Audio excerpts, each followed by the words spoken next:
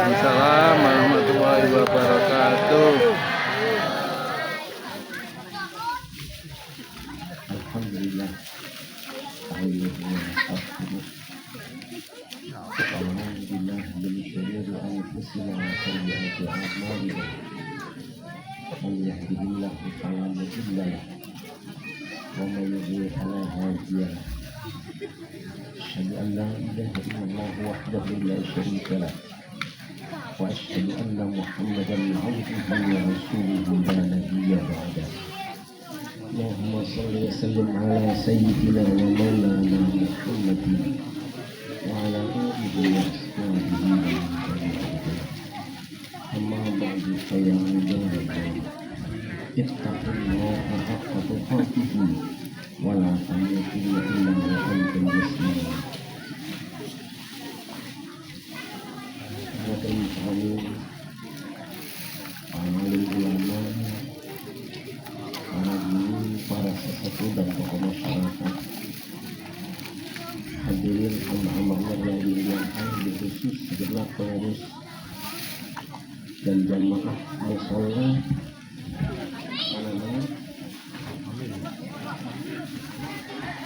Amin.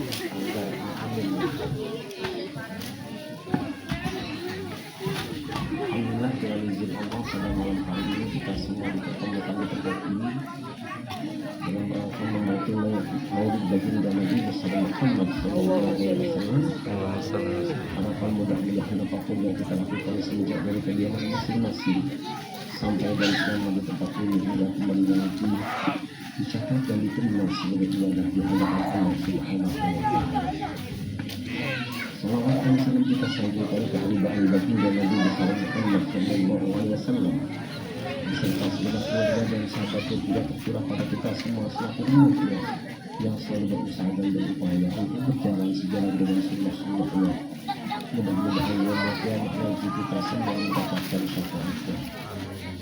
Amin ya rabbal alamin. Ma'asyiral muslimin rahimakumullah. Apabila ada saudara kita yang sedang punya urusan kemudian kita mengganggu, tentu kita menjadi berdosa. Demikian juga ketika ada orang yang membaca Al-Quran lalu kita berbicara, juga kita berdosa. Oleh karena itu, yang paling baik adalah setiap orang bekerja di tempatnya masing-masing dan tidak saling mengganggu satu dengan yang lain. Ketika saya masuk di tempat ini, saya melihat Bapak Ibu dan anak-anak kita sedang punya kesibukan ngobrol sendiri-sendiri dan tempatnya juga berjauhan dengan kaum muslimin. Oleh karena itu, saya tidak ingin mengganggu. Dan karena tidak boleh mengganggu, maka saya tidak boleh keras-keras berbicara sebab nanti saya berdosa. Demikian juga ketika nanti apabila saya membaca ayat Al-Quran kedengaran oleh Bapak Ibu, tapi Bapak Ibu tidak mendengarkan, maka Bapak Ibu jadi berdosa. Oleh karena itu, bacaan Al-Quran dan pengajian saya hanya boleh didengarkan oleh yang dekat saja supaya tidak mengganggu yang memang tidak berminat untuk mendengarkan.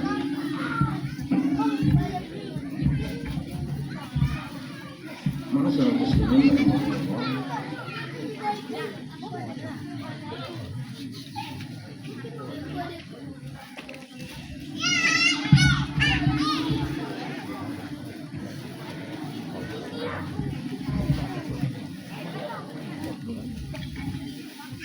Apabila kita berbicara tentang nabi-nabi terdahulu, maka yang terbayang adalah kehebatan fisik dan mukjizatnya.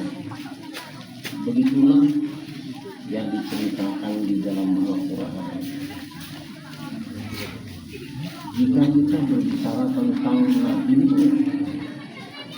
maka yang terbayang adalah seorang nabi yang gagah perkasa, punya perahu yang sangat besar dan tidak tenggelam saat terjadi banjir persis begitu di dalam Al-Quran. Jika kita berbicara tentang Nabi Ibrahim, yang terbayang adalah seorang nabi yang gagah perkasa,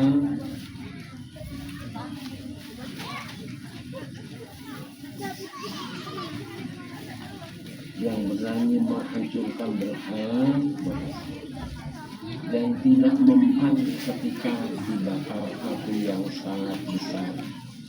Persis begitu di dalam Al-Quran.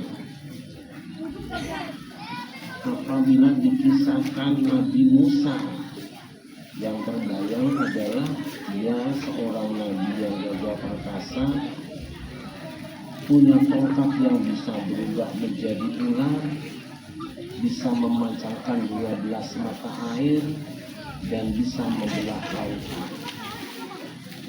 Persis begitu di dalam Al-Quran. Jika kita berbicara tentang Nabi Isa, yang terbayang adalah seorang nabi yang tidak sempat menikah, bisa menyembuhkan macam-macam penyakit, bisa mengobati orang kesurupan, bahkan bisa menghidupkan orang yang telah mati. Begitu di dalam Al-Quran. Tetapi apabila dibicarakan baginda Nabi besar Muhammad Sallallahu Alaihi Wasallam, bukan ini yang terbayang di benak kita. Tidak terbayang Nabi Muhammad naik perahu karena berada di gurun Sahara. Tidak terbayangkan Rasulullah membawa tongkat. Tidak juga diceritakan Nabi Muhammad tidak mempan dibakar api. Mengapa? Karena Allah Subhanahu wa Ta'ala tidak menceritakan mukjizat-mukjizat tadi, karena mukjizat para nabi terdahulu bukan sesuatu yang istimewa apabila ditampilkan di tengah umat Muhammad. Jika Nabi Nuh punya perahu yang bisa mengambang di atas air, perahu umat Nabi Muhammad bukan cuma mengambang di atas air, ada yang tenggelam di dasar samudera, bahkan ada perahu umat Muhammad yang layang di udara. Tidak aneh untuk umat Muhammad Sallallahu Alaihi Wasallam. Jika Nabi Ibrahim tidak mempan dibakar api, mohon maaf sonnya jangan dimainkan, cukup yang tadi, karena memang kebutuhan kita hanya untuk yang dekat-dekat saja. Tolong jangan dimainkan kalau boleh.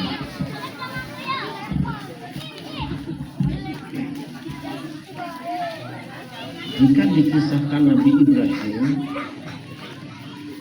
yang terbayang adalah dia tidak mempan dibakar api. Tidak aneh dengan umat Nabi Muhammad, karena umat Nabi Muhammad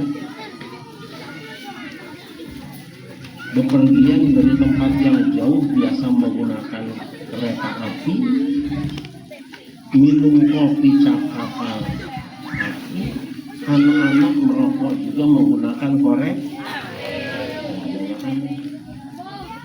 Makanya saya bagi rokok saya supaya pada diisepkan.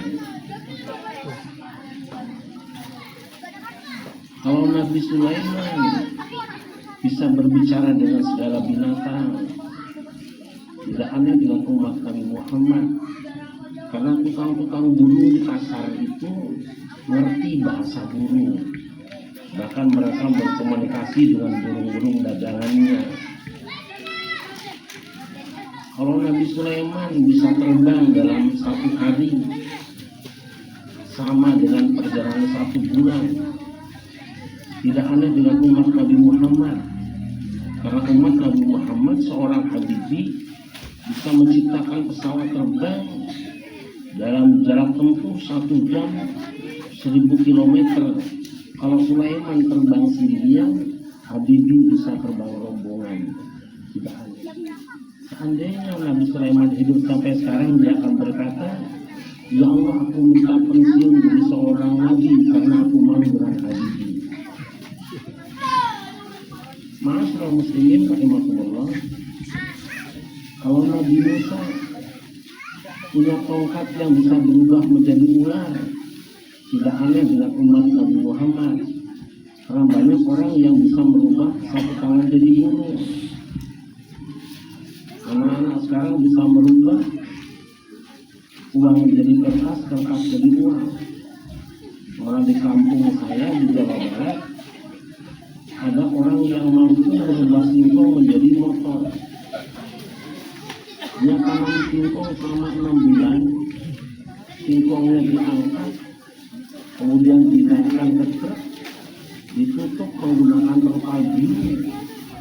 2 hari kemudian terpal birunya dibuka, isinya sudah motor. Tidak aneh dengan umat Muhammad. Kalau Nabi Musa bisa pancarkan 12 mata air dengan tongkatnya, tidak aneh dengan umat Nabi Muhammad. Sebab umat Nabi Muhammad bukan memancarkan 12 mata air dengan jetpamnya, jutaan mata air lancar dari dasar bumi tidak kunjung henti. Andai kata Nabi Musa ini sampai sekarang, dia akan berkata, ya Allah, aku minta pensiun jadi seorang nabi di tengah umat Muhammad. Kenapa? Karena aku malu dengan tukang membuat jetpam. Aku cuma bisa 12 mata air, tukang jetpam bisa jutaan mata air sepanjang tahun lamanya. Kalau Nabi Isa bisa menyembuhkan macam-macam penyakit, tidak aneh dengan umat Nabi Muhammad. Penyakit yang dulu tidak bisa disembuhkan, sekarang sudah banyak orang yang berkeahlian tentangnya. Kalau Nabi Isa bisa menyembuhkan orang kesurupan, tidak aneh dengan umat Nabi Muhammad, karena para santri bisa mengobati orang kesurupan. Kalau Nabi Isa bisa menghidupkan orang yang telah mati, tanda-tanda di akhir zaman, nanti umat Muhammad bisa menghidupkan yang telah mati. Bukan cuma menghidupkan yang telah mati, ada tanda-tanda dan isyarat di dalam Al-Quran. Di akhir zaman umat Nabi Muhammad bisa menciptakan anak tanpa ayah dan ibu, tanpa ovum dan sperma. Dan itu sudah ada tanda-tandanya, ada gejalanya, ada indikatornya. Kalau dulu orang makan ikan ayam, daging ayam, 6 bulan baru bisa dipotong. Tapi hari ini ayam umur 2 bulan sudah bisa dipotong, dijual di rumah makan Lamongan. Percepatan produksi. Kalau dulu ikan lele 6 bulan baru bisa digoreng, hari ini lele umur 2 bulan sudah bisa digoreng. Percepatan produksi. Kalau dulu ibu bapak punya menantu tahun 2 tahun baru punya cucu, tapi hari ini ada pengantin baru umur 2 minggu sudah punya cucu. Percepatan produksi. Tidak aneh dengan umat Muhammad. Ma'asyiral muslimin rahimakumullah. Ini yang pertama, bahwa mukjizat nabi-nabi terdahulu bukan sesuatu yang istimewa jika dibandingkan dengan umat Nabi Muhammad, tidak usah dengan Nabi Muhammadnya. Yang kedua, mengapa tidak ditampilkan mukjizat Nabi Muhammad seperti nabi-nabi terdahulu? Karena mukjizat nabi-nabi terdahulu tidak efektif digunakan untuk berdakwah seperti efektifnya mukjizatnya Nabi Muhammad. 950 tahun Nabi Nuh berdakwah, sudah dia punya perahu, tetapi yang beriman saat dia berpulang ke rahmatullah hanya beberapa orang saja yang ikut dengan perahunya, yang lainnya dihancurkan oleh Allah Subhanahu wa Ta'ala. Kenapa? Sebab Nabi Nuh berdoa kepada Allah, Rabbi la tazar 'alal ardi minal kafirin dayyara innaka in tadharhum yudillu 'ibadak wa la yalidu illa fajiran kafara. Ya Allah, jangan biarkan ada seorang manusia kafir gentayangan di muka bumi. Sebab jika kau biarkan mereka hidup di muka bumi, niscaya mereka akan melahirkan generasi yang kafir dan fajir pula. Hancurkan semua mereka ya Allah.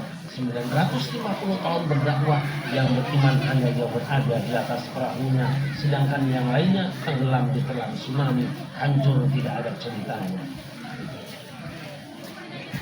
120 tahun Nabi Musa berdakwah. punya tongkat, punya kesaktian, punya kehebatan. Tetapi saat meninggalkan dunia yang fana, nyaris bisa dihitung dengan jari orang yang berimannya. Bahkan Firaun tempat dia pengajiannya ditenggelamkan ke dasar samudra. Mengapa? Sebab ketika Nabi Musa berdakwah, dicaci maki oleh kaumnya, direndahkan oleh kaumnya, dihinakan oleh kaumnya, dia berdoa kepada Allah, Rabbana tmis ala amwalihim washdud ala qulubihim fala yu'minu hatta yarawul adzabal alim. Ya Allah, mereka Firaun dan pasukannya memberikan harta benda yang banyak, tetapi mereka ingkar kepadamu. Hancurkan harta benda mereka, kunci rapat hati mereka, sehingga mereka tidak beriman sampai menyaksikan siksa yang pedih. Setelah 120 tahun berdakwah, ujung-ujungnya Fir'aun dan pasukannya ditenggelamkan di depan matanya, disaksikannya, dan itu atas permintaannya. 33 tahun berdakwah Nabi Yunus. Apa yang terjadi? Dia dikecewakan oleh kaumnya. Dia kabur ke luar negeri, naik perahu, jalan-jalan bikin pantai baru, dicemplungkan dia ke dalam lautan. Akhirnya dia kembali. Mereka yang beriman selama 33 tahun hanya 2-3 orang yang beriman. Mengapa? Sebab Yunus ketika berdakwah dikecewakan kaumnya, dia kabur meninggalkan mereka. Jalan-jalan naik perahu, dicemplungkan ke dalam lautan, dimakan oleh ikan hiu. Tapi baginda Nabi besar Muhammad sallallahu alaihi wasallam tidak lebih dari 23 tahun dia berdakwah. Saat meninggalkan dunia yang panah ini, bukan cuma 1, 2, 3 orang, bukan ratusan orang, ratusan ribu orang beriman. Ketika dia wafat, air mata yang bercucuran, ratusan ribu pasang mata yang menangisi kepergiannya, seolah-olah tidak percaya manusia agung seperti ini pun akan berpulang-pulang. Asyiral muslimin rahimahullah. Mengapa umat Nabi Muhammad lebih banyak yang beriman kepadanya? Mengapa wafat dia ditangisi oleh ratusan ribu umatnya? Nabi Muhammad tidak membawa tongkat, Nabi Muhammad tidak membawa perahu, Nabi Muhammad tidak sakti dibakar api, tidak. Tetapi Allah yang mengumumkan, wa innaka la'ala khuluqin 'adzim. Engkau hai Muhammad hidupmu di atas budi pekerti yang agung.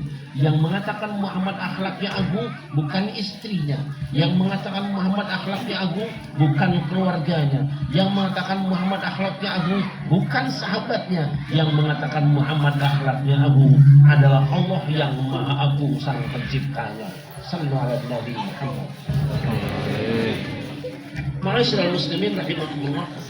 Kalau Nabi Nuh meminta kehancuran bagi umatnya, kalau Nabi Musa minta kehancuran bagi umatnya, kalau Nabi Yunus kabur meninggalkan umatnya, Rasulullah sallallahu alaihi wasallam menderita oleh umatnya melebihi derita yang dilakukan terhadap Nabi Nuh, melebihi derita penghinaan terhadap Nabi Musa, melebihi derita yang ditimpakan kepada Nabi Yunus. Tetapi Rasulullah tidak sama dengan mereka dalam menyikapinya. Saat beliau dilempar dengan batu, dilempar dengan kayu, dilempar dengan kayu onta, berlumuran darah tubuhnya, tanggal giginya, kotor pakaiannya, malaikat datang minta untuk menghancurkannya. Apa kata Rasulullah? Jangan wahai malaikat. Apakah aku akan timpuk mereka dengan gunung Uhud wahai Muhammad? Jangan wahai malaikat. Mengapa? Ma bu'istu la'anan innama bu'istu da'iyan rahmatan. Aku diutus bukan untuk menjadi tukang kutuk dan caci maki, tapi aku diutus menjadi seorang penyeru dan menjadi rahmat bagi seluruh alam. Apa yang meluncur dari lisannya yang suci itu, saat berada di puncak berita kaumnya akan dihancurkan, dia malah memohon kepada Allah Subhanahu wa taala dengan doa yang sangat terkenal, Allahumma hdi qaumi fa innahum la ya'lamun. Ya Allah, bimbing bangsaku karena sesungguhnya mereka orang-orang yang tidak tahu. Allahumma ighfir li qaumi fa innahum la ya'lamun. Ya Allah, ampuni bangsaku karena mereka orang-orang yang tidak tahu. Berkah doa Rasulullah sallallahu alaihi wasallam, orang yang durhaka, orang yang durjana, orang yang menghina, orang yang mencaci maki, akhirnya beriman kepada Allah Subhanahu wa taala. dan kita bangsa Indonesia jauh dari Makkah dan Madinah, tidak pernah melihat wajahnya. Dengan izin Allah kita menjadi orang yang mendapatkan hidayahnya, menjadi orang yang beragama Islam. Alhamdulillah. Walaupun Islamnya mandan empot-empotan, nggak apa-apa. Mungkin karena tidak ada kopi dan makanan, sehingga jamaahnya nggak berani ke depan. Ma'asyiral muslimin rahimakumullah. Ini dia senjata Rasulullah. Bukan tongkat, bukan perahu, bukan api. Senjatanya adalah akhlakul karimah. Oleh karena itu Rasulullah pernah mengatakan,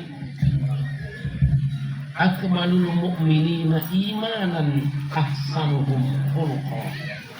Orang beriman yang paling sempurna imannya, indikatornya adalah orang yang paling baik akhlaknya.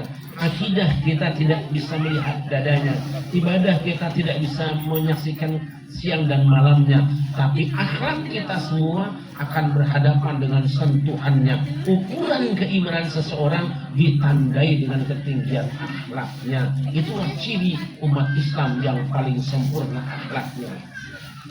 Rasulullah Shallallahu Alaihi Wasallam pernah bertanya kepada para sahabatnya, wahai para sahabat, tahukah siapa orang yang paling aku cintai dan orang yang paling dekat hari kiamat tempatnya di dalam surga? Para sahabat menjawab tidak tahu. Beliau mengatakan, inna ahabbakum ilayya wa aqrabakum minni majlisan yaumal qiyamah ahsanukum khuluqa. Sesungguhnya orang yang paling aku cintai dalam kehidupan dunia ini dan kelak yaumul kiamah tempatnya paling dekat dengan aku di dalam surga adalah orang yang paling baik akhlaknya. Oleh karena itu hamba Allah yang dimuliakan, kepada kaum ibu yang punya anak perawan, jangan kawinkan anakmu dengan pertimbangan apapun juga. Rasulullah telah menetapkan, idza ja'akum man tardawna dinahu wa khuluquhu fazawwiju illa taf'alu takun fitnatun fil ardi wa fasadun kabir. Apabila datang seorang laki-laki melamar anak gadismu, sedangkan laki-laki itu baik agama dan akhlaknya, cepat kawinkan ia dengan perawanmu, sebab jika tidak akan terjadi banyak fitnah dan kerusakan dalam kehidupan ini. Rumah tangga yang bahagia bukan dilandaskan pada hartanya. Rumah tangga yang bahagia bukan karena cantik dan tampan wajahnya. Rumah tangga yang bahagia bukan karena terhormat keturunannya. Bahagianya rumah tangga adalah apabila suami istri hidup dengan akhlakul karimah. Ma'asyiral muslimin rahimakumullah, sering saya katakan, jangan kawinkan laki-lakimu dengan perempuan yang cantik, atau kamu wahai laki-laki jangan pandang wajahnya, lihat dulu cantik atau tidak dia. Jangan kawinkan anak perawanmu dengan laki-laki yang kaya, nanti dia akan jadi babunya. Jangan kawinkan dengan pandai, akan direndahkannya. Jangan kawinkan dengan pemuda yang kuat, akan ditindaknya. Jangan kawinkan dengan pemuda yang tampan, banyak wanita yang disimpannya. Kawinkan dia dengan laki-laki yang soleh, jika dia kaya akan membelanjainya, jika dia kuat akan melindunginya, jika dia kaya akan membelanjainya, jika dia pandai akan mengajarinya, dan kalau tampan pasti dia akan setia dengan cintanya. Hamba Allah yang dimuliakan, inilah akhlak. Oleh karena itu ketika ada orang bertanya kepada Aisyah radhiyallahu anha, seperti apa akhlak Rasulullah itu? Dia menjawab, kana khuluquhu al-Qur'an. Akhlak Nabi Muhammad adalah Al-Quran. Jika seorang muslim ditanya siapakah seorang suami teladan bagi istri-istrinya, dia akan menjawab pasti suami itu adalah Nabi Muhammad SAW. Jika ia ditanya siapa ayah yang paling berhasil membina rumah tangga dan anak cucunya, pasti dia akan menjawab ayah itu adalah Nabi Muhammad SAW. Jika seorang muslim ditanya siapakah seorang pedagang yang paling jujur, seorang pengusaha yang paling sukses dan mabrur, siapakah seorang yang paling tekun ibadahnya, siapakah manusia yang paling mustajab doanya, siapakah pemimpin yang paling sukses menurut umatnya, pasti jawabannya sama. Semua pertanyaan dijawab dengan satu kata, dia adalah baginda Nabi besar Muhammad SAW. Kenapa? karena akhlak Rasulullah adalah Al-Quran. Oleh karena itu, jika ada seorang ingin bertanya, ingin tahu seperti apa cara makan Rasulullah, baca saja Al-Quran dari awal Al-Fatihah sampai akhir An-Nas, tentang ayat-ayat yang berhubungan dengan makan dan minum. Simpulkan dia. Jika benar kesimpulanmu tentang ayat yang kau baca, persis seperti itu Rasulullah Sallallahu Alaihi Wasallam. Jika engkau ingin tahu bagaimana cara tidurnya Rasulullah, baca saja Al-Quran dari awal Al-Fatihah sampai akhir An-Nas. Simpulkan jika benar kesimpulan yang kau baca itu, maka seperti itulah cara tidur Rasulullah. Jika engkau ingin bertanya, ingin tahu seperti apa rumah tangga Rasulullah, baca saja Al-Quran. Ingin tahu bagaimana perang Rasulullah, baca saja Al-Quran. Ingin tahu bagaimana dagangnya Rasulullah, baca Al-Quran. Ingin tahu bagaimana cara memimpin Rasulullah, baca saja Al-Quran. Maka satu keluarga, pribadi ngurus raja, ngurus keluarga, bersama tetangga, kolega, sesama warga dalam satu negara, jika ingin mencapai sukses dan bahagia seperti Rasulullah, hanya satu caranya, jadikan Al-Quran sebagai landasannya. Asyrul muslimin rahimakumullah. Yuk kita bareng-bareng. Allahumma arhamna bil Quran lana imama wa nura wa hudan wa rahmah. Allahumma zakirna minhum ma nasina wa alimna minhum ma jahilna warzuqna tilawatahu ana al-laili adrakan nahar waj'alhu lana ya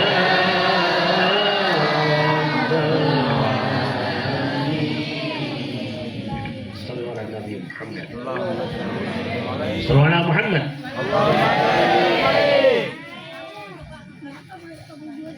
Kita ambil contoh.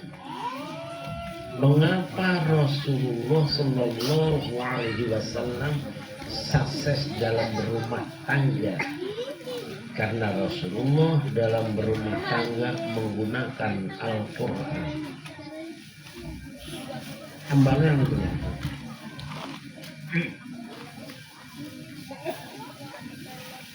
Pernah istri beliau dikumpulkan, kemudian diberi pertanyaan, wahai istri-istriku, in kuntunna turidnal hayatad dunya wa zinataha fata'alaina umatti'akunna wa usarrihkunna sarahan jamila. Wahai istriku semua, jika kalian menghendaki materi dunia dan segala perhiasannya, akan aku berikan. Tak cumponi kowe, diserengkeun sia, dibagjakeun sia ku aing. Wa usarrihkunna sarahan jamila. Tapi setelah itu aku ceraikan kamu dengan cerai yang sebaik-baiknya. Itu pilihan pertama sayang. Ku berikan semua keinginanmu berupa harta benda dan perhiasan dunia, tapi cerai dari aku. Atau yang kedua, kau tetap bersama dengan aku tapi tidak punya apa-apa. Pilih yang mana sayang?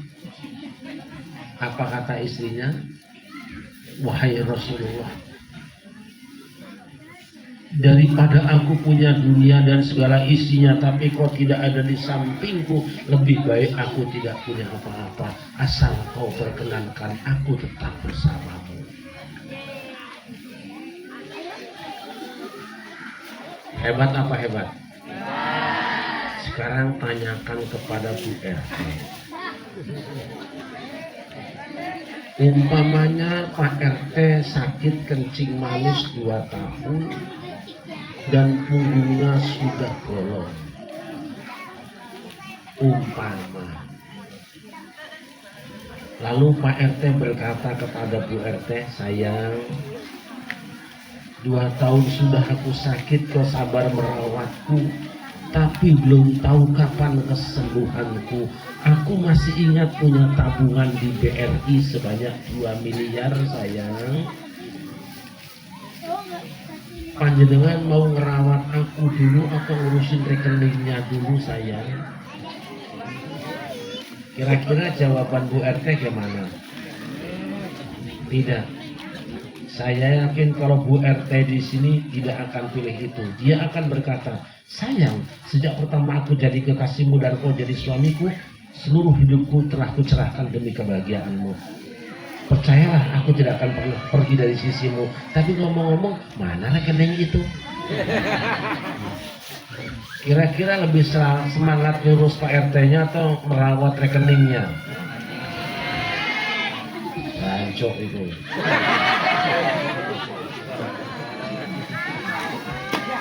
Pertanyaan kita, mengapa istri-istri Rasulullah lebih memilih hidup miskin asal dengan Rasulullah dibandingkan kaya tanpa Rasulullah? Karena mimpi seorang wanita terhadap seorang pria, semua mimpi ada pada Rasulullah. Wanita mana yang tidak jatuh cinta dengan pria yang tampan? Rasul manusia yang paling tampan. Asyraqal badru alaina fahtafat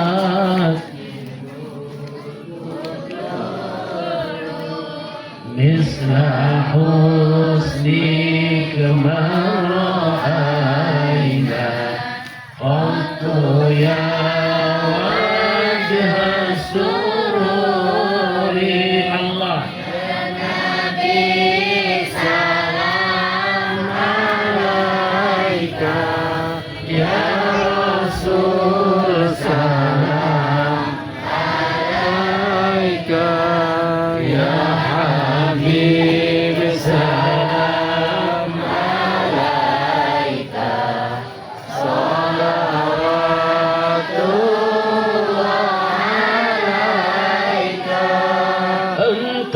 syamsun anta badrun anta nurun anta izzi ruwabi anta misbahu suduri.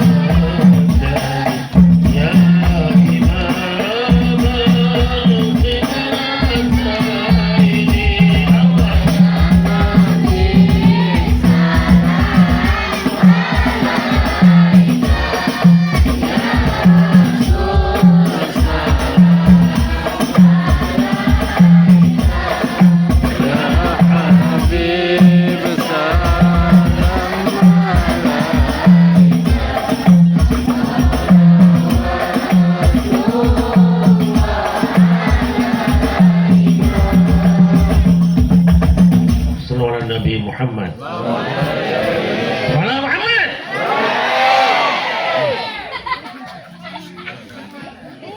Wanita mana yang tidak kesengsem dengan pria yang penyayang? Nabi Muhammad adalah manusia yang paling penyayang dengan istri-istrinya.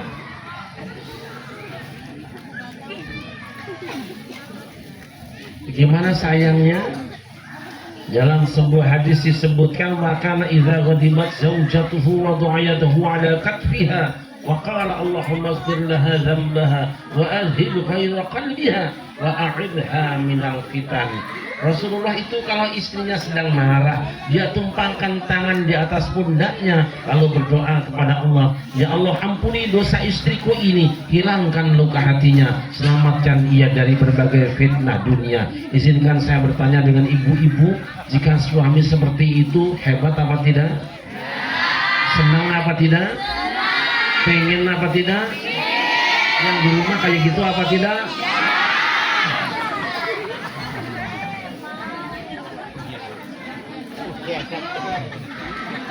Pertanyaan kita, dari mana perilaku Rasulullah seperti itu? Itu karena Rasulullah ketika punya istri berumah tangga membaca Al-Qur'an. Biar nggak hilang.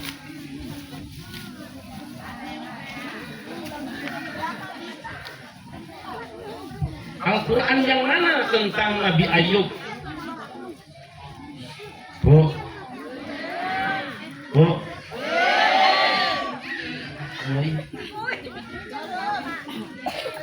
bu, jangan dalam-dalam lah.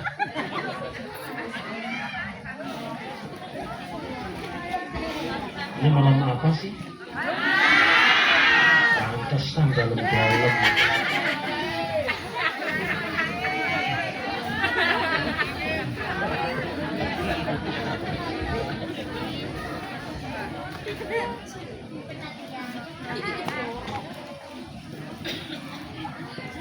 Nabi Ayub itu pernah sakit lebih kurang 18 tahun. Menurut satu keterangan, korengan sekujur tubuhnya. Tapi sang istri sabar merawatnya tanpa menampakkan sedikit pun kecewa di wajahnya. Sampai akhirnya, Masya Allah. Oh, Nabi Ayub itu sakitnya 18 tahun, korengan sekujur tubuhnya, tapi istrinya sabar. Umpama suami ibu gak usah 18 tahun, 5 tahun saja cowekan apa cowek kopokan apa itu loh yang kalau dari telinganya keluar air agak hijau itu loh. Apa namanya? Curkan. Kopokan ya. Ngaji dilewer, kondangan dilewer, terawehan ayo tidak banyak tuh dilewer. 5 tahun saja suamimu kopokan, kira-kira panjenengan sabar apa enggak? Sabar apa enggak? Yakin sabar? Ya Allah, buktikanlah sepulang pengajian ini suami mereka kopokan semua.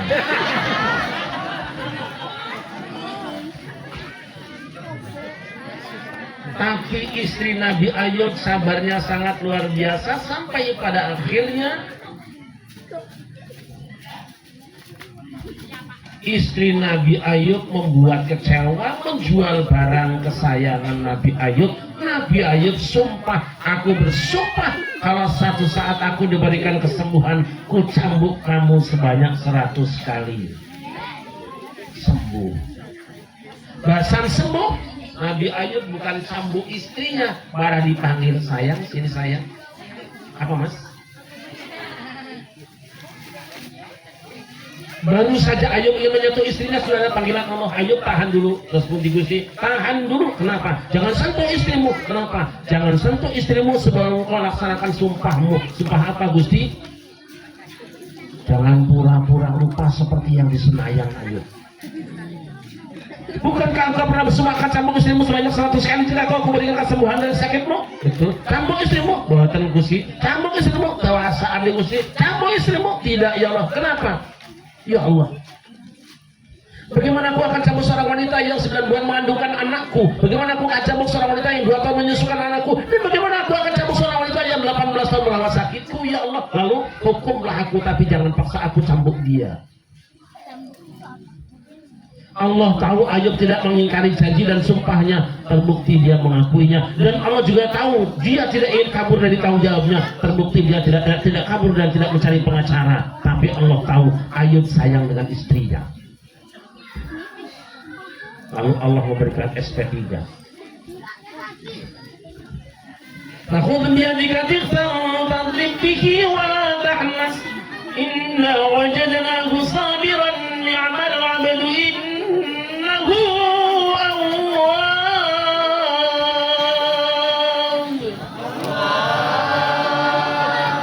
Ayo cabutlah 100 batang rumput kering, ikat menjadi satu, cambukan pada istrimu. Dengan cara itu kau telah melaksanakan sumpahmu. Akhirnya Ayub pamitan pada istrinya. Sayang, dia berangkat mencari rumput dengan bawa apa? Bawa arit tapi tanpa palu, sebab bahaya urusannya. Setelah arit, dia pulang ke rumah. Sayang, mohon maaf ya sayang, aku akan campur dirimu dengan salah sebatang rumput kering ini. Perintah Allah mas, perintah Allah. Tugasmu mas, tugasku sayang. Demi kehebatan, demi kemuliaanmu mas di hadapan Allah, demi kehormatanku di hadapan Allah mas. Jika benar ini perintah Allah, jangankan kau cambuk aku dengan 100 batang rumput kering ini, kau cambuk nyawaku, akan ku persembahkan dari cintaku padamu.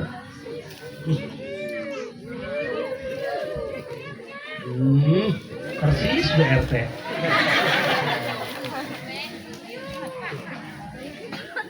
Sallallahu Muhammad. Ini caranya kok kayak gini temen suaranya jelas sama. Kenapa Nabi Ayub memaafkan istrinya? Karena dia tahu betapa beratnya seorang istri. Wanita itu kelihatannya cuma di kasur, di dapur, di batur, tapi penderitaannya sangat luar biasa, tidak bisa dibandingkan dengan seorang pria. Betul? Izinkan saya bertanya dengan ibu-ibu hamil, capek apa tidak? Melahirkan capek apa tidak? Menyusukan capek apa tidak? Kapok apa tidak?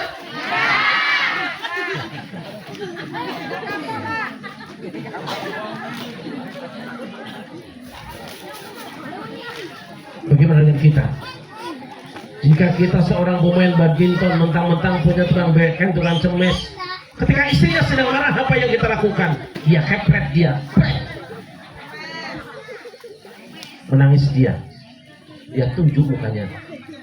Simpan saja air matamu, takuna engkau menangis. Hatiku tak akan mencair dengan seduh-sedanmu itu.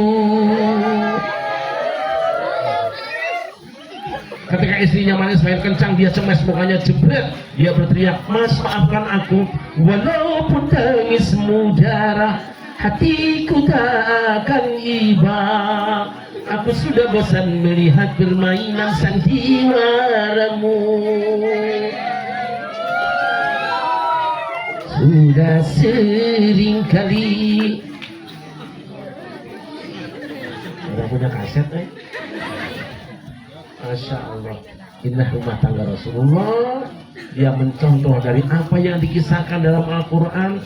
Maka bahagialah hidup rumah tangganya. Istrinya lebih memilih miskin bersama beliau daripada kaya tanpa beliau. Sallallahu alaihi Nabi Muhammad. Sekarang Rasul sebagai seorang dai, seorang mubalik. Kenapa Rasul lebih berhasil dakwahnya dibandingkan nabi-nabi terdahulu? Karena ketika Rasul berdakwah menggunakan Al-Quran. Yang mana contohnya? Yang paling banyak disebutkan adalah kisah Nabi Musa dan Fir'aun dalam Quran. Wah, ya apa ini? Nabi Musa sedang pegang tongkat. Ibu punya tongkat?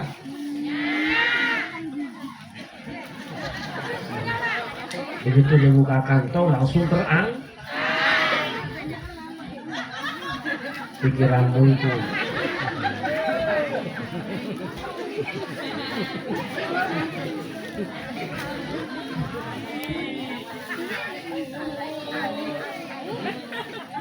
Ya diangkat dong, ada duitnya. Allah bertanya, wahai Musa, apa yang di tanganmu itu? Ya saya tongkatku ya Allah, kugunakan untuk cari makanan ternak, untuk menjaga ternak dan sebagainya. Wa liya fiha ma'arimu ukhra.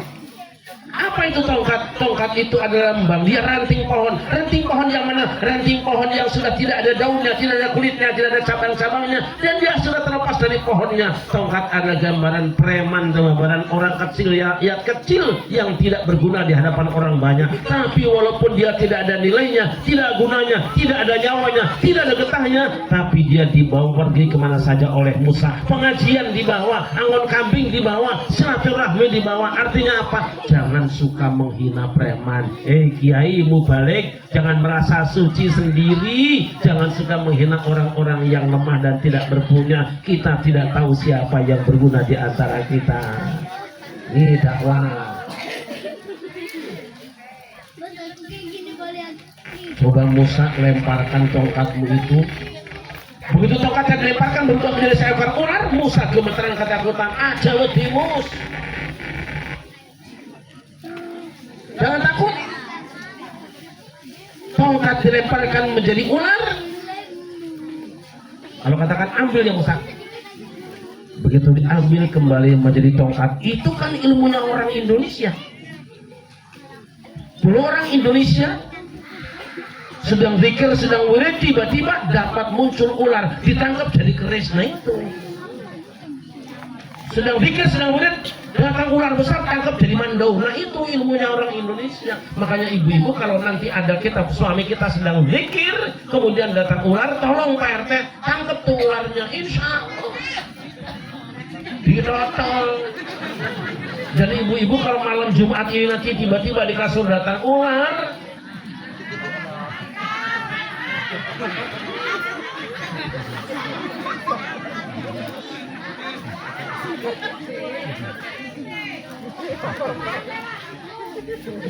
pakai dikira ular.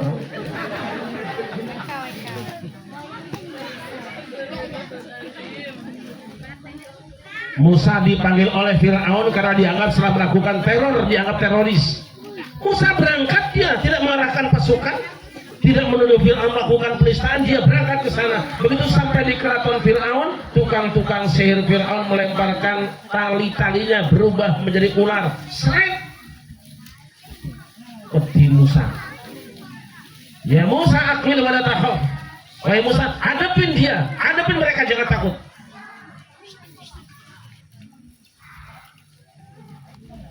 Wa alqi ma fi yaminika talqaf ma sana'u innama sana'u kaidu sahir wa la yuflihu as-sahiru haitsu ata. Lemparkan saja tongkatmu wahai Musa. Begitu lemparkan tongkatnya, berubah menjadi ular yang besar, dimakanlah ular tukang sihir, kalahlah tukang sihir, nyerah tukang sihir, beriman tukang sihir, menang Musa, berjaya Musa. Jasa siapa? Jasa siapa? Jasanya jangan menghina preman. Ojo ngino wong ora ndu. Ngono iku dai. Begitu Nabi Musa berjalan-jalan tengah gurun Sahara, kehausan, umatnya bingung semuanya. Wahai Nabi Musa, coba minta hujan pada Allah. Nabi Musa beristisqa minta hujan pada Allah. Allah katakan apa? Mus, itu bukan kerjaanmu, itu tugasnya, jobnya tongkatmu. Pukulkan tongkatmu ke gunung batu. Man fajarat min husnaka asyrata aina. Memancarlah 12 mata air. Memancar 12 mata air karena pukul dengan tongkatnya. Minum semua, cuci muka semua, mandi semua, masak semua, mangan semua. Jasa siapa? Jasa siapa? Jangan suka ngina preman, ojo ngina wong. Ini buat kiai, buat dai. Begitu Kanjeng Nabi Musa dikejar oleh Firaun, pasukannya sampai di pinggir lautan, panik semua umatnya. Inna lamudrakun, wahai Nabi Musa, kita akan ketangkap oleh Firaun dan pasukannya. Nabi Musa bilang, tenang saja, inna ma'iya rabbi sayahdin. Umat Nabi Musa yang muda-muda ada yang selfie dengan lautan dikirim ke kasihnya, pacarnya, sayang mungkin kau terakhir kali melihat wajahku saat ini karena sebentar lagi aku akan tenggelam di lautan. Ada yang kirim juga foto sama orang tuanya, mak ngapura-puramu sudah mana nyong mati kia sana lautan kia sana adok yang nggak pernah kemarin nyong. Paham apa orang? Inna ma'iya rabbi sayahdin. Bersamaku ada Tuhanku, nanti dia akan bimbing aku. Tidak lama kemudian Allah firmankan, idrib bi'asaka al-bahar, wahai Musa, pukullah lautan itu dengan tongkatmu. Dipukullah lautan dengan tongkatnya, terbelah lautan jadi jalan tol yang bersih sepanjang lautan. Fir'aun yang tadi yang memusuhi Musa ikut juga maka jalan tol itu juga. Begitu sudah nyebrang dipukulkan kembali, rep mati Fir'aun, kerem Fir'aun dan pasukannya, tenggelam Fir'aun dan pasukannya. Merdekalah NKRI, Negara Kesatuan Rakyat Israel. Jasa siapa? Jasa siapa? Jangan ngina bre, ojo ngina wong ora tuh. Kiai nek mulang yo sabar, aja rumangsa awake dhewe sing becik, liyane ana ora kena nggih. Kene jawab ora Kiai?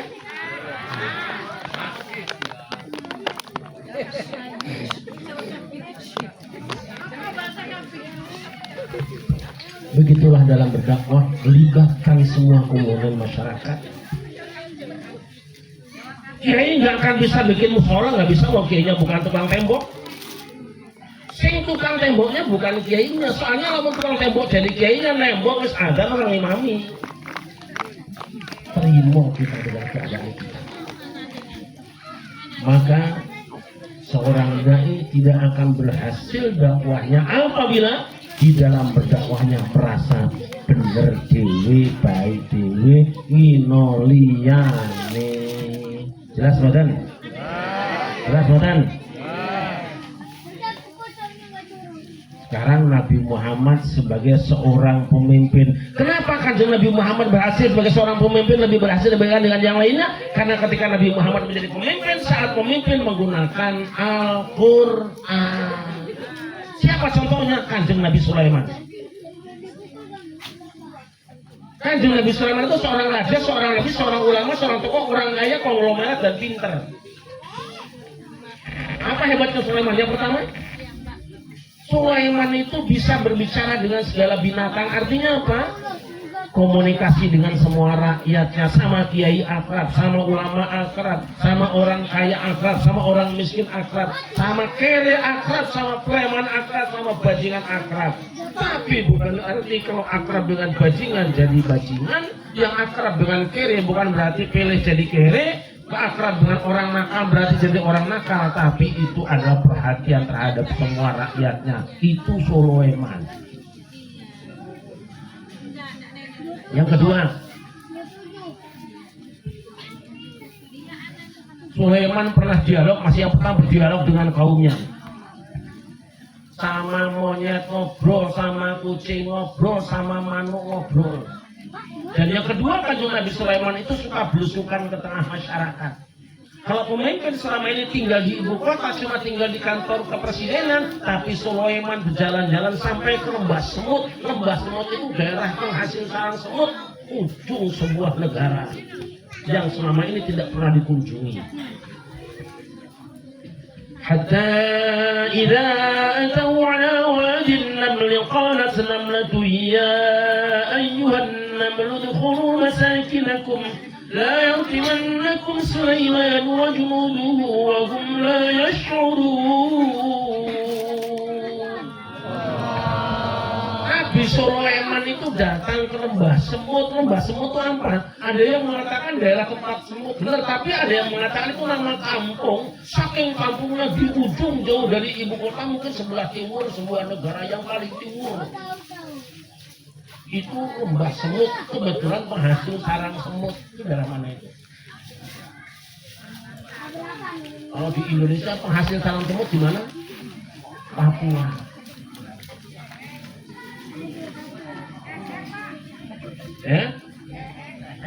Apa? Apa gue? Selama selama ini seorang kepala negara hanya berada di ibu kota dan daerah-daerah yang perkotaan yang dekat dengan ibu kotanya, tapi Sulaiman berkunjung ke lembah semut. Begitu berkunjung ke lembah semut, bukannya diterima dengan senang-senang. Apa kata mereka? Qalat namlatu ya ayyuhan namlu dkhulu masakinakum la yahtimannakum Sulaiman wa junuduhu wa hum la yash'urun. Diterima dengan demo. Karena apa? Woi para semut, masuk semua ke rumah kamu, jangan sampai kamu diinjak-injak oleh rombongan Sulaiman. Sebab mereka apa? Biasanya pemimpin kalau datang ke satu daerah, gusur tanah-tanah rakyat, mengeksplor hasil tanah bumi rakyat, sementara rakyat hanya dapat sampahnya. Dia mengira Sulaiman akan bebaskan tanah rakyat, padahal bisa jadi Presiden Sulaiman bagi-bagi surat tanah ke rakyat. Apa marah di demo? Oh, boten. Fatabassama dhahikan min qawliha. Dia tersenyum dan tawa. Apa tabassum dhahikan? Tabassum dhahikan itu tawa yang nyaris tidak ada suaranya. Jadi kalau fatabassama dhahikan itu dipraktekkan begini. Itu dan. Itu kelakuannya Sulaiman. Apakah di demo marah? Tidak. Dia berdoa kepada Allah. Masuk ke rumah Allah, dia berdoa. Rabbi auzi'ni an ashkura ni'mataka allati an'amta 'alayya wa 'ala walidayya. Tuhan, bimbing aku bagaimana mensyukuri nikmat yang Kau berikan padaku dan kedua orang tuaku, amal sholihan tardo. Yang kedua agar aku bisa kerja dan kerja.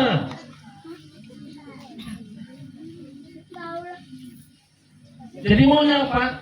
Kami ingin bekerja ya Allah. We do ya Allah. Tardohu yang Kau ridhoi. Ini Sulaiman. Wadkhilni birahmatika fi ibadika sholihin. Masihkan aku dalam rombongan hamba-hambamu yang soleh. Inilah suksesnya Nabi Sulaiman mengurus negara, mengurus rakyatnya, sehingga di mana-mana Sulaiman dicintai rakyatnya. Wah, tolong nanti Pak RT, Pak RW, Pak Lurah, Pak Camat dan seterusnya pegang ini kalau ingin sukses. Yang ketiga, Sulaiman itu punya program percepatan sarana transportasi. Wali Sulaiman ar-riha ghuduwwaha syahrun wa rawahuha syahrun wa asalna lahu 'ala al-qitr. Bagi Sulaiman, kalau orang berjalan dari pagi sampai sore, kalau orang berjalan 1 bulan, perjalanan orang 1 bulan, tapi Sulaiman tempuh pagi sampai sore, sore sampai pagi. Percepatan transportasi, kenapa? Memperhatikan pembangunan jalan, infrastruktur. Yang biasanya Jakarta sampai ke Jawa Timur itu 14-20 jam, sekarang zamannya Sulaiman cukup dengan 10 jam. Percepatan transportasi. Karena dia perhatikan rakyatnya. Yang keempat, apa hebatnya Sulaiman? Hebatnya Sulaiman itu menghargai setiap profesi dan karir orang lain. Bayangkan, wa minasyayatini may yaghusunahu wa ya'maluna 'amalan duna dzalik. Di antara setan-setan ada yang diangkat menjadi menteri kelautan. Maksudnya apa? Setan itu gambaran mikir anak apa wadon orang genah, tapi diangkat jadi menteri kelautan, dia sukses, orang pinter sih. Sama jelas. Paham apa lagi ya? Paham apa enggak?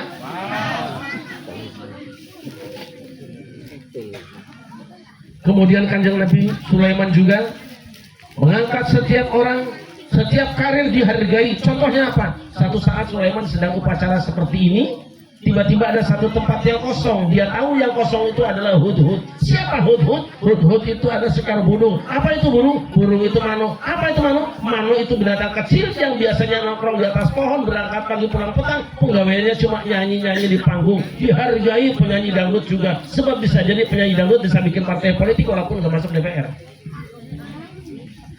Udah masuk Sulaiman. Upacara, dilihat kok Hudhud gak ada ya, diancam oleh Sulaiman. Tegas menegakkan hukum. La u'adzibannahu 'adaban syadidan aw la adbahannahu aw la ya'tiyanni bisultanin mubin. Karena Hudhud lambat datang di tempat pertemuan ini, lambat silang ini, lambat ngaji ini, aku akan siksa dia dengan siksa yang berat, atau aku sembelih dia. Kalau perlu, aku sembelih dia. kecuali kalau dia datang dengan bukti yang dapat diterima dengan baik. Bayangkan bagi Sulaiman, Hudhud itu kabinetnya, jangankan kabinetnya, jangankan pengusungnya, jangankan pendukungnya, siapapun pengusung, pendukung atau menterinya melanggar sikat oleh Sulaiman. Makanya banyak menteri yang marah habis dipecat, bikin fitnah di mana-mana. Tuh zaman Nabi Sulaiman. Nanti ceritanya kita akan sebutkan di waktu insya Allah. Ada fitnah yang diterima Nabi Sulaiman yang diakibatkan oleh orang-orang pecatannya itu. Tahu-tahu Hudhud datang melaporkan ada satu negara yang besar, katanya Tuhan, di sana ada negara besar, tapi sayangnya ketuanya perempuan menyembah matahari, padahal tetangganya Malaysia, kalau yang menyembah matahari biasanya ketuanya laki-laki, kalau yang perempuan biasanya kepala sapi. Oleh Nabi Sulaiman kemudian Hudhud diangkat jadi diplomat asing mengantarkan surat kepada Balqis. Kipasnya digantikan. Saya kalau kipas tuh alergi, tapi kalau AC enggak.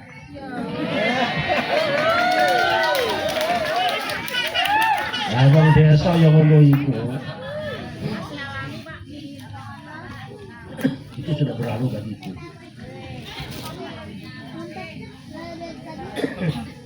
Akhirnya dikirim surat Nabi Sulaiman, suratnya kirim sampai ke Balqis, begitu dibaca Balqis gemeteran. Isi suratnya dibaca oleh Ratu Bilqis atau Balqis.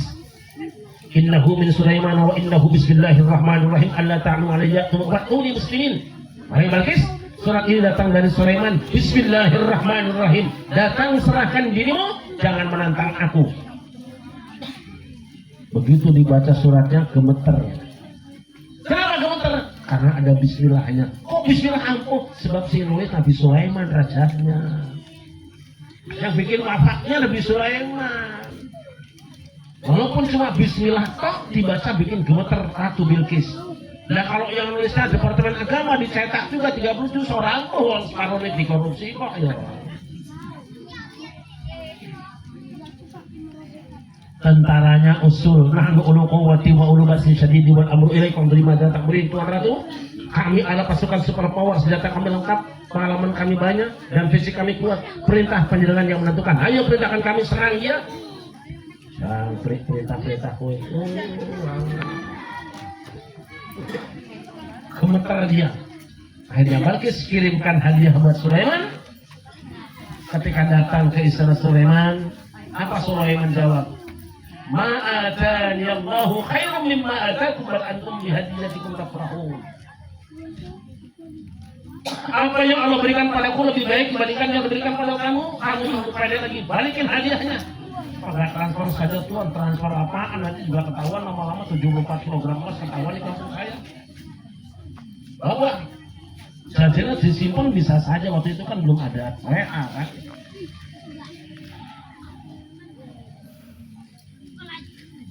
Begitu pasukannya pulang, Sulaiman kumpulkan insinyur para pemborong, mulai dari yang punya truk, tukang angkut batu, tukang bangunan tanah. Ayyukum ya'tini bi asyiha qabla ya'tuni muslimin.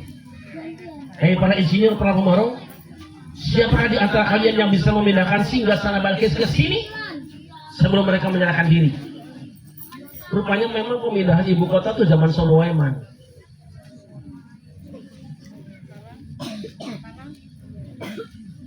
Lembu. Kata insinyur Jin Ifrit, ada nanti kabihi qabla an taquma min maqamik. Aku siap memindahkan singgasana Balqis ke tempat ini sebelum engkau beranjak dari tempat berdirimu itu. Selangkah sedetik aku bisa. Tapi ada lagi yang lebih hebat. Qala alladhi 'indahu 'ilmun min al-kitabi ana atika bi qabla an yartadda ilayka tarfuk. Tuan Sulaiman, aku sanggup memindahkan singgasana Balqis sekedepan matamu. Kau pejamkan, belum terbuka, kau tunjuk aku, dia pindah di sini. Hebat itu. Gak ada pansus-pansusan, gak ada panitia-panitiaan, gak ada APBN. Begitu singgasananya pindah, Balkis datang gemeteran di situ. Loh kok? Ini kayak singgasana saya memang punya kamu, singgah wis nang amane wis tak gawa kabeh meneh. Wa aslamtu ma'a Sulaiman lillahi rabbil alamin.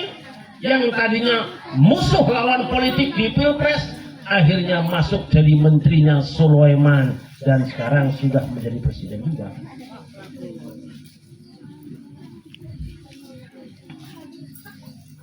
Hebatnya Sulaiman. Hanya kita doakan mudah-mudahan presiden kita sampai RT-RT-nya yang paling bawah dijaga oleh Allah Subhanahu wa taala. Allahumma.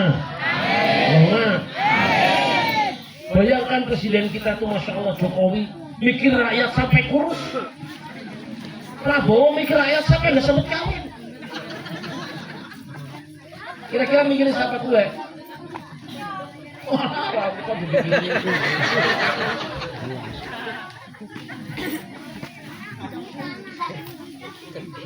Alhamdulillah dimuliakan. Nah, di dalam Al-Quran itu ada surat yang namanya surat An-Nahl. Apa bu? Nahl itu artinya tawon-tawon itu lebah. Tahu tawon?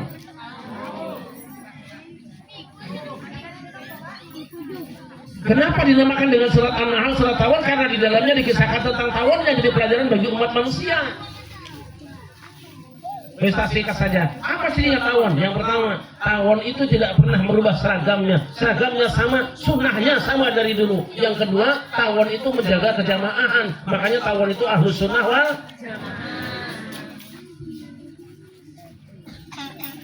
Yang ketiga, tawon itu makhluk sekecil itu selalu punya pemimpin dan pemilihan pemimpin tidak pernah terjadi gejolak, selalu kondusif, tidak pernah ada kampanye, tidak ada tim sukses, tidak ada biaya, tidak ada spanduk, tidak ada penghinaan. Siapa saja yang pantas jadi pemimpin langsung diangkat jadi pemimpinnya, baiat bersama-sama. Yang keberapa tadi? Yang keempat, tawon itu selalu menegakkan keadilan. Berapa ribu pun jumlah tawon di satu sarang, ukuran sarangnya sama semuanya. Tidak ada perbedaan walaupun 1 senti satu dengan yang lainnya. Yang kelima, tawon itu senantiasa berkarya nyata. Tiap pagi semua tawon pergi meninggalkan sarangnya. Tidak ada tawon yang ringkel kesiangan sampai jam 8 pagi. Yang kelima, tawon itu semuanya pergi berdasarkan konstitusi yang disepakati.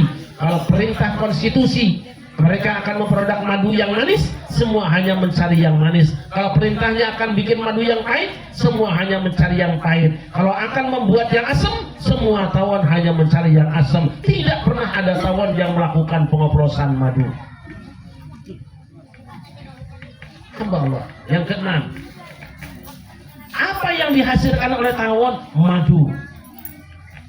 Profesor yang jago butuh dengan yang keluar dari perut tawon. Kiai yang alim butuh dengan yang keluar dari perut tawon. Artis yang cantik butuh dengan yang keluar dari perut tawon. Tapi tawon tidak pernah butuh dengan yang keluar dari perut artis. Betul apa ini? Yang keenam, tawon itu menghasilkan madu dan semua madu yang diambil, putih bunga yang diambil dibawa pulang, dilaporkan ke negaranya, tidak dihabiskan sendiri dan tidak ada tawon yang nyimpan di rekening Singapura ataupun Swiss sehingga perlu ada teks amnesti pengampunan pajak. Tidak ada bagi tawon. Semuanya jujur, semuanya lurus demi kebahagiaan bersama-sama. Hamba yang pertanyaan kita, kenapa tawon binatang sekecil itu hidup dan rukun, punya pemimpin tidak ribet, bisa menegakkan keadilan, bisa berkarya sampai go internasional? Lihat Al-Quran. Wa auha rabbuka ilan nahli anittakhidhi minal jibali buyutan wa minasyajari wa mimma ya'rishun. Tuhanmu telah mewahyukan kepada lebah. Jadi yang membuat tawon itu hebat karena hidupnya berdasarkan wahyu Allah. Seakan Allah mengatakan, yang kue pengen hidup rukun damai, yang kue pengen punya pemimpin yang baik, yang kue ingin menjadi manusia yang produktif, berguna, dan kalau ingin negerimu menjadi superpower, jadikanlah wahyu Allah menjadi santapanmu. Jadikan Al-Quran landasan di dalam hidupmu. Sallallahu Muhammad. Sallallahu Muhammad. Nah, kira-kira panjenengan selama ini rumah tangga pakai Al-Quran apa tidak? Alhamdulillah. Kok sama ya? Kira-kira panjenengan ketika makan ikut aturan Quran apa tidak? Alhamdulillah sama dengan saya. Kira-kira selama ini panjenengan kalau tidur ikut aturan Quran apa tidak? Ya pantes deh rezeki angel kakean dosa. Yuk, nek kakean dosa bareng-bareng pada tahu. Ibu-ibu punya dosa enggak?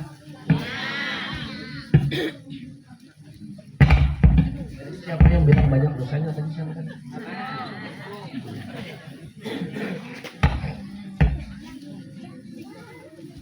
Banyak dosa kita tahu.